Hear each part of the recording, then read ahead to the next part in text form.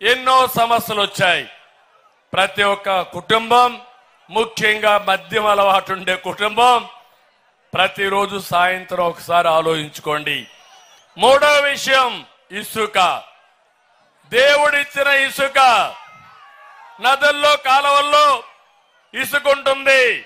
అలాంటి ఇసుకలో కూడా వీళ్ళకి చూస్తే ఎంత అవినీతి పరులంటే ఇసుక నుంచి కూడా తైలం తీసే గొప్ప నాయకులు ఈ వైఎస్ఆర్ కాంగ్రెస్ దొంగలని చెప్పి మీకు తెలియజేస్తున్నా. 5 ఏళ్లు దోపిడీ చేశారు, ఇష్టానుసారంగా చేశారు. భవన నిర్మాణ కార్మికులు మొత్తం నాశనం అయిపోయారు, ఆత్మహత్యలు చేసుకున్నారు. భవన నిర్మాణ రంగం కుదేలైపోయే పరిస్థితి వచ్చింది. కానీ జగన్మోహన్ రెడ్డి డబ్బుల ఆశ తగ్గలేదు. ఇక్కడ ఇసుక దొరకదు. నేను అడుగుతున్నా, రాప్తాడులో ఇసుక దొరుకుతుందా మీకని అడుగుతున్నా. రాప్తాడులో ఇసుక దొరకదు. కానీ రాప్తాడు ఇసుక బెంగళూరులో దొరుకుతుంది దొంగలు తీసుకుపోయి. దానికి ఎవడు చేస్తున్నా అంటే ఇక్కడ ఉండే ఎమ్మెల్యే తోపు, పెద్ద తోపు ఇతను. వీళ్ళు చేసే పరిస్థితికి వచ్చారు.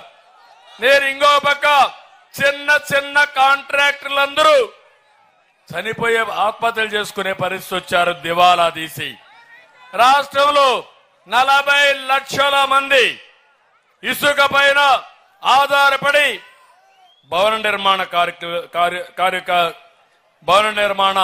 కార్మికులున్నారు. అందరూ దెబ్బతిన్నారు. నేను అడుగుతున్నా, మూడో విషయం నేను చెప్పింది వాస్తవనా కాదా అని మిమ్మల్ని అడుగుతున్నా. ఇంకో పక్క ఇప్పుడే మా తమ్ముడు డీజిల్ పెట్రోల్ విపరీతంగా పెరిగిపోయింది. బార్డర్లో ఉన్నవాళ్ళు బెంగళూరు వేసుకొని వస్తున్నారు, కర్ణాటక బార్డర్కి వెళ్ళి. ఇంకా తెలివైన తమ్ముళ్ళు నేరుగా వెళ్ళి నాణ్యమైన మద్యం తీసుకొని ఒక క్వార్టర్ వేసుకొని పెట్రోల్ పూర్తిగా ట్యాంక్ నిండా వేసుకొని వస్తే 2 పర్పస్లు అయిపోతున్నాయి. అంటే ఒకటి, పెట్రోల్ ధర తక్కువకుంటే ఆ డబ్బులు పెట్టుకొని ఫుల్గా మీ ట్యాంక్ కూడా ఫుల్ చేసుకొని వచ్చే పరిస్థితికి వచ్చారు.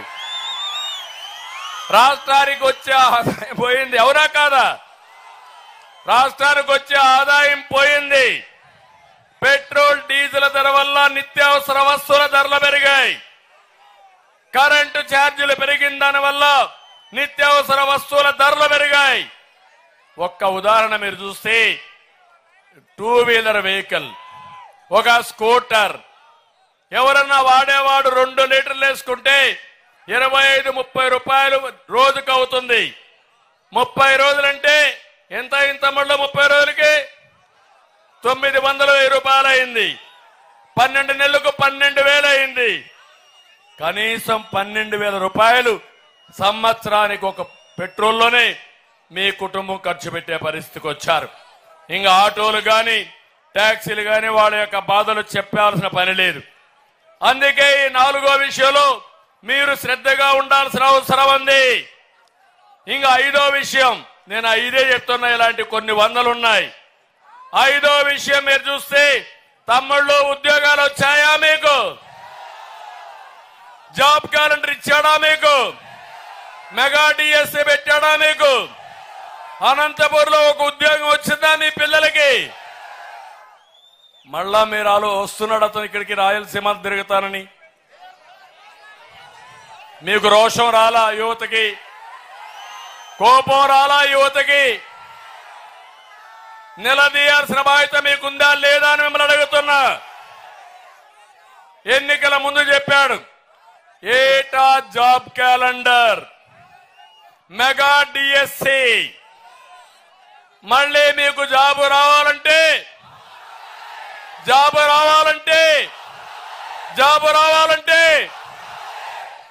మీరే చూశారు, కియా మోటార్ వచ్చింది. అది మన రేంజ్. జాకి పారిపోవడం వీళ్ళ రేంజ్ అది. అందుకే దేశంలో ఉండే అందరికంటే ఎక్కువ నిరుద్యోగులు మన రాష్ట్రంలో ఉన్నారు.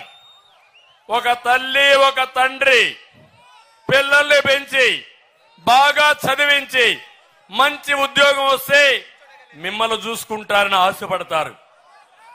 మీరు చదివించిన తర్వాత మీ పిల్లవాళ్ళు మీ కళ్ళ ఎదుటే ఏ పని లేక తిరుగుతా ఉంటే మీరు చేసిన కూలి డబ్బులు ఇచ్చి వాళ్ళ